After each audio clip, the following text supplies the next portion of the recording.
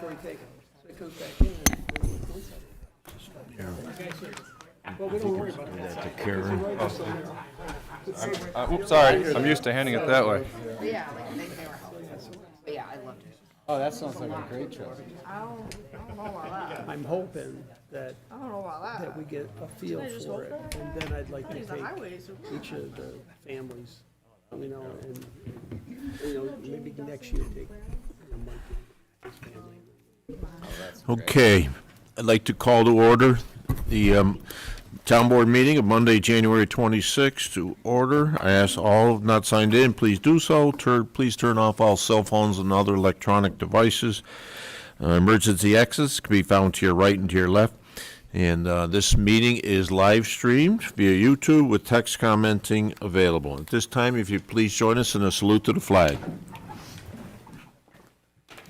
I pledge allegiance to the flag of the United States of America and to the republic for which it stands, one nation, under God, indivisible, with liberty and justice for all. At this time, we'll turn it over to our town clerk for a roll call. Jack Marin. Here. Dave Condon. Here. Drew Cusimano. Here. Alexis Olgra. Here. Jen Tipton. Present. Okay. And at this time, we'll ask the clerk to read the public hearing notice. Please take notice, the Victortown Board is proposing a local law to override the New York tax levy limit for 2027. Please take notice that a local law has been introduced by the Town Board of the Town of Victor, designated as a local law to override the New York tax levy limit for 2027, which would permit the Town of Victor to increase the town's tax levy beyond the amount otherwise permitted by the New York tax levy limit legislation. This notice was published in the Daily Messenger newspaper on January 15th, 2026, and also posted on the signboard at the Town Hall, Village Hall, and our website. Thank you, Karen. And at this time, I'd ask the Director of Finance, Rich O'Donnell, to provide an overview to members of the board as well as the public. Good evening, everyone. Rich O'Donnell, Finance Director here for the Town of Victor. And what I just want to speak briefly tonight is some of the reasoning behind the request for the override. This has been a process that's been at least the 6 years I've been here at the town, and I believe another 10 on top of that, that the town board has always taken the action in January of the year. The main reason for it is really timing. As you guys know, our budget process starts in July, goes into heavily in August and September. And, you know, it takes time to have the public hearing set, and then to have the public hearing, it can be 4 to 6 weeks before that can ever get through the process, and that could bring our budget to kind of a halting stop. As you know, the first version is due the end of September, and the second one and final is the end of October. So that is one of the main reasons for it. It is certainly not going in with the idea that we're going to override the tax cap. We always go into budget meetings trying with the process to keep expenses level to the previous year. That's not always possible with inflation, with some other things, but usually when you do have an increase in expenses, we look to offset that with the revenue item. Let's say you need to bring on extra personnel. Hopefully we'll have revenue from a department, or the next source is sales tax. We've been very lucky to have strong sales tax that we can rely on. So really the tax levy is a last-ditch area to increase to try to fund any budget increases for the year. So it's really just, you know, a safeguard for timing in case we need it, but it's not an approval process. And if you also remember, we do a lot of budget workshops in August and September. So if the residents will see, if they attend those workshops, if we're going to increase that override, they're going to know of it. And then you as a board would have to justify it and then approve it. So There's a lot to it. This is just the first step. But it's certainly not a reason that we're going to go into the budget workshops to increase the tax levy, so. Rich, if we didn't do that, but we had to exceed that 2%, but we had not approved it, we would be a penalty from the state at that point? Correct, yes. Okay, Yes. Okay. thank you. Rich, thank you. So I will ask if there's no members of the public, but maybe we have an employee that would care to comment. Anyone care to speak for or against this action? I'll ask Susie. Comments? Okay. We'll entertain a motion to close the public hearing then. So moved. Second. All those in favor? Aye. Okay.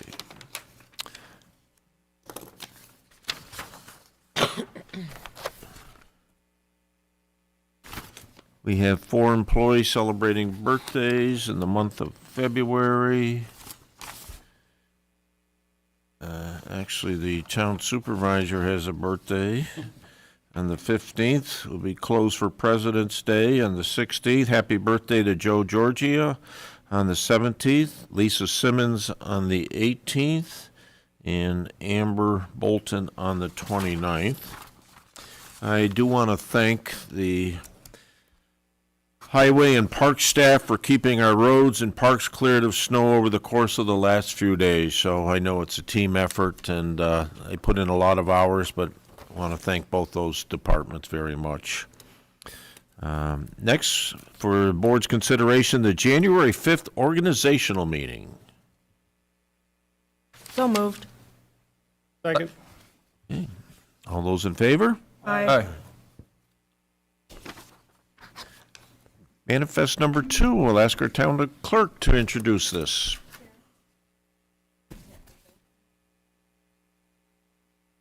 Org and regular. Manifest number 2 for 2026 in the amount of $1,287,246.40 has been reviewed by the Victortown Board with the following accounts charged: General Townwide, General Outside Village, Highway Townwide, Victor Fire Protection, the lighting districts of Fishers, Brookwood Meadows, High Point, Cobblestone, Coil Ridge, Rolling Meadows, Stone Lay, Legacy at the Fairways, S&S Consolidated Sewer Fund, and Trust and Agency. Thank you, Karen. And up on the big screen, starting with American Rock Salt, payment to American Rock Salt. We continue to get salt, but it's the spacing between ordering and delivery has seemed to growing. But prior to, Mark, if you would, I know you and I looked at the salt where we were on Friday, and we had, where are we today is the most important thing. So we didn't use too much more since you've seen it on Friday. With the cold weather and the storm that came in over the weekend, we've just conserved salt. We used for hills, curves, and intersections on Saturday. Sunday, we started out that way, and then we backed right off, so we were not putting it down at all for the rest of the day. So we still got what you saw in the barn, it's very close to what you saw on Friday. And prior to this storm this past weekend, I think you had shared with me that you were just hitting the hills and intersections in a lot of the areas of the town to try to minimize the use. That's correct, yes. We're just doing the major hills, curves, and intersections when we do go out for a normal one, like a morning when we go out. But if we're expecting a major storm, we'll back right off, and we barely put any down at this time, so. Okay, thank you. Yep. Hey, Mark, what's their excuse? So it's not only American Rock, Cargill's having the same problem, I guess they all are. They're saying it's been a busy winter, and they're all having a hard time keeping up. Okay, next is so payment number 1, American Rock Salt, Boughton Park, our annual contribution. Payment to CDW IT computer equipment. Payment to CP Ward. This is for pump station 5 and 11. Payment number 9. Payment to Excellus retiree healthcare. Credit card for the month of December. Software support is the next one. Integrated systems. Annual support and software renewals. Labello Associates, included in this invoice is chargeback to developers. The payment to Mercy Flight for the 2026 agreement for EMS services. Mirabito Energy, December fuel purchases. New York State unemployment, fourth quarter charges. Payment to the New York State Comptrollers for the December court fees. Ontario County annual dog control fees. Payment to on-the-spot cleaners. This is for the air duct cleaning. This was ARPA money expenditure. Payment to RG&E. Victor Farmington Ambulance, the 2026 agreement for emergency services. Victor LDC, their annual contribution. Victor Shore District for delinquent taxes that have been re-levied. And payment to Tracy Road Equipment for a highway truck.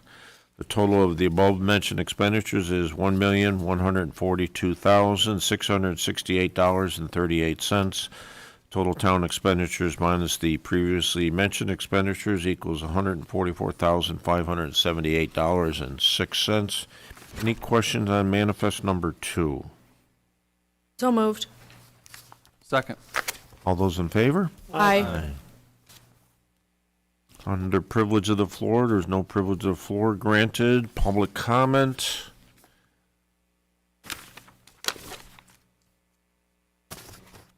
No comments via YouTube. Under reports of town officials, you have the planning and building report, the highway report.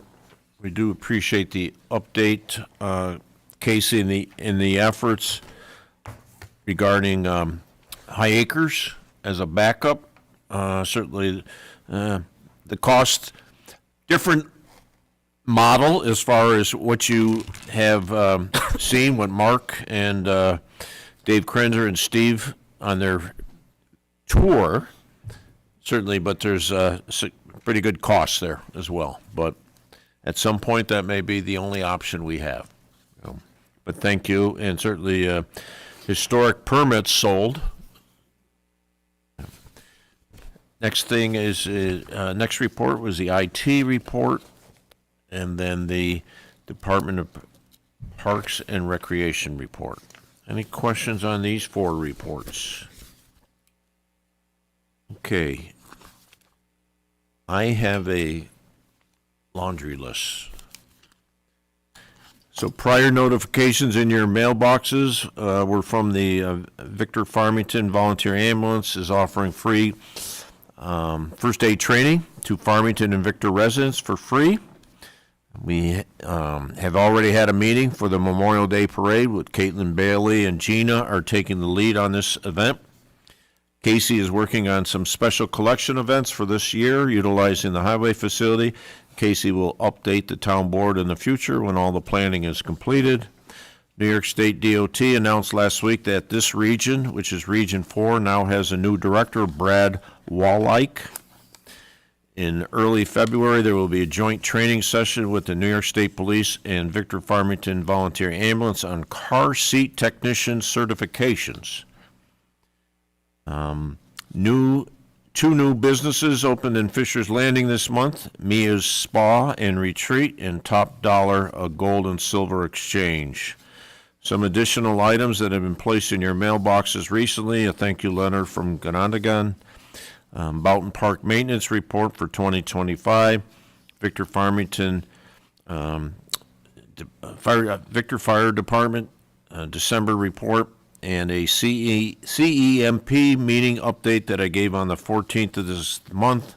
2025 Sheriff's Activity Report for law enforcement here within the town, a media release, and a letter from our sheriff. And either in February or March, I plan to repetition or request through the clerk's office that we repetition the New York State DOT for a speed reduction on High Street. About 10 days ago, I met with a bus monitor who had some concerns about the speed of motorists, and then this past Tuesday, there was another very close call with a motorist. Total disregard for the bus that had stopped, had the flashing lights on, and they almost clipped a young man walking across the street. Bus driver laid on the horn. They were able to get video. My understanding that they have a citation, and they were looking to cite that motorist. I also want to mention for the public that there is a walk-in resolution that I will introduce at the tail end of the meeting. And I want to recognize one of our own, a class of 2025, Victor Athletic Hall of Fame induction ceremony was held on December 5th, 2025. And Coach Dave Condon, a graduate, the class of 1976. He was a high school social studies teacher for 30 years. Part of his legacy, a lifelong Blue Devil. Dave Condon's impact as a teacher, coach, mentor, and leaders spans generations. A coaching legend, tireless advocate, and proud ambassador for Victor. His dedication, integrity, and passion define what it means to be Victor proud. So, Dave, congratulations to you. Thank you. And that's all I have. Any board member care to report? I attended, sorry. I attended the last village board meeting. They had some discussion regarding signs for businesses in the village, particularly banners, the ones that are like the flag banners with the curve, trying to crack down on those. They also talked about Arbor Day. They're going to be doing tree board, is going to be planting trees along the entranceway to Victor Municipal Park. They had their caucus a few days later for 2 of their trustee seats. Matt Schneider, who was appointed to the board after Sean McAdoo was elected mayor, is running along with Carol Camiso, who's also currently on the board. And then I just had a question I thought of when we were going through the manifest regarding Mercy Flight.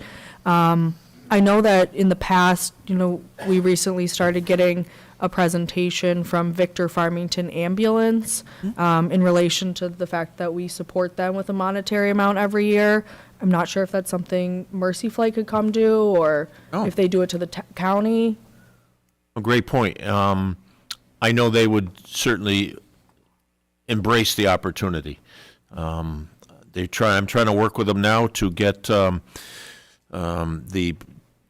new chairman of the board, supervisors, as well as the chairman of public safety.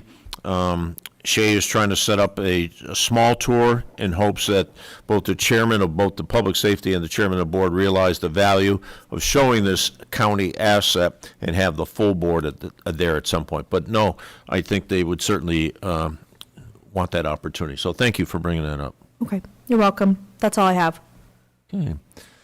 I met with Ross Hunkovic, who is the head girls and boys cross-country coach, and I put him in touch with Kathy Rayburn and Caitlin Bailey, and now he's going to meet with Pam. He wants to run a 5K on the 4th of July. And he's doing it obviously as a fundraiser. 50% will go to their cross-country program, and the other 50% is going to go to the Victor Farmington Food Cupboard. And he's trying to tie it into the 4th of July celebration. And I didn't really know how to advise him where to go and where he needs to get permits and stuff like that. Obviously, he'll have to contact Mark and what roads need to be closed for, I think the entire race is going to be on the south side of 96. They're going to take advantage of the Auburn Trail because it is cross-country and not necessarily a road race. So they're going to use the Auburn Trail, go down by the trolley and maybe a couple of side streets. But it looks like the 3.1 or 3.2 race is entirely south of 96. So, you know, I also told him the other contact would be Sheila Shalafo. I talked to Sheila, and she had 2,000 for the turkey trot this year. So I didn't really, you know, and he's not looking for the town to do anything. He just wanted to know, how do I make this happen? Because I know our celebration's going to be on the 2nd. They're going to kind of tie the fireworks into our band, our concert series. And Caitlin's talked about the fact that she'd like to get to bring back a parade on the 4th of July, like a lot of communities do and a lot of towns do. We haven't done one in a long, long time. We did do a big shtick 50 years ago when I was a senior in high school, and we had the bicentennial celebration, and we had reenactments, and we had all kinds of stuff back then. So I don't know what's planned for the 250 celebration, except a lot of fireworks. And the other thing that I think we're kind of working on, you mentioned it a little bit, Jack, on the High Acres. Casey and I have started to have, you know, just basically some talks over a cup of coffee, but I think we really need to be thinking the future of our recycling. And I'm not saying recycling's going away, but making it equitable for all of our residents that participate in that. Because, you know, the fee structure that's set up right now, to be honest with you, we all pay the same, and some bring a little, and some bring a lot. And, you know, that's not necessarily fair. And I think that, you know, we could look at some other towns, other municipalities, and how they deal with it. And, you know, I'm not saying that recycling is going to go away, because I think it is important. And it's a nice service that we provide. But just something that I think is important to look at as Flint closes, and as we look at, you know, the extra additional costs that High Acres is going to cost us potentially. And just kind of looking at down the road. We have time for that. But that's all I have for tonight. Thank you both. Anyone else? Jen, you? Actually, yeah. Last week, I was able to go to the New York Association of Towns training seminar, and I just want to say that I really appreciated the opportunity. I learned a lot, and I'm looking forward to continuing my education. Good. Well, thank you for taking time in your work schedule to go, and appreciate it. And yes, there's a lot thrown at you, a lot to process. It was wonderful. Very good.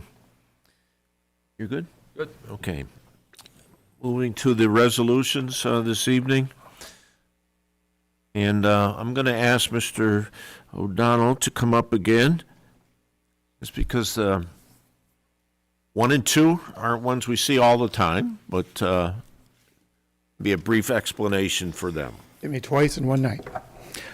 So what you have in front of you are 2 budget amendments for the 2025 budget. As you know, during the year, we do budget amendments as we go along, but sometimes an amendment will happen when we have to carry it over into January and February.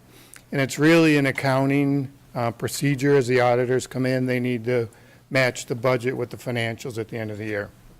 So the 2 in particular that we have were challenging, to say the least, on trying to figure them out, but one was the fire district. And the challenge, and you ask, well, why are we doing it now?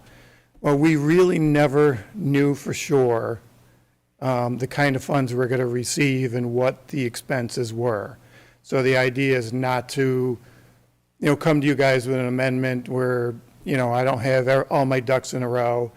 We know all the revenue expenses, and then come again and come again. So with this one, we waited to the end till we knew all the revenue, all the expenses that were associated with that. And the second one is the purchase of the Parks and Recs facility. Though that was approved, you guys approved the resolution to purchase it, I believe, like maybe September-ish. The seller never really, he told us they wanted to close by the end of the year. You know, that leaves some things up in the air. I think, Frank, we closed about a week before the end of the year. So that's another item we wait till now because we knew the cost, but we just never knew when the closing was going to hit. Because that could have easily went into January. We could amend the budget last year, then I would have had to come back and redo the budget again. So we do, as a procedure, in January, sometimes it goes into February. We might have a couple amendments just so the financials match at the end of the year. Rich, on the second one, you're talking about the EDPL though, right, for the mall, for the Lord and Taylor building? No, that was for the fire district. Oh, yes, and the EDPL Second as one well. was Yes, for- exactly, yes. for Lord and Taylor So we building. never really submitted that one as well, correct? Correct. Yes. Yep. And a lot of it too is a result of entries we have to put in our accounting system, which Right. can be very detail-oriented, and the auditors don't come in until January, and that's kind of when we're able to pick their brain to come up with the appropriate entries that go in. Questions for Rich? Okay. For resolution number 1, So moved. Second. all those in favor? Aye. On number 2, So moved. Second. all those in favor? Aye. Number 3 is the Mercy Flight. So moved. Second. All those in favor? Aye. Number 4 is the Boughton Park, our portion for this 2026 year. So moved. Second. All those in favor? Aye. Number 5 is, after the public hearing, adopt a local law to override the 2027 tax levy limit. So moved. Second. All those in favor? Aye. No.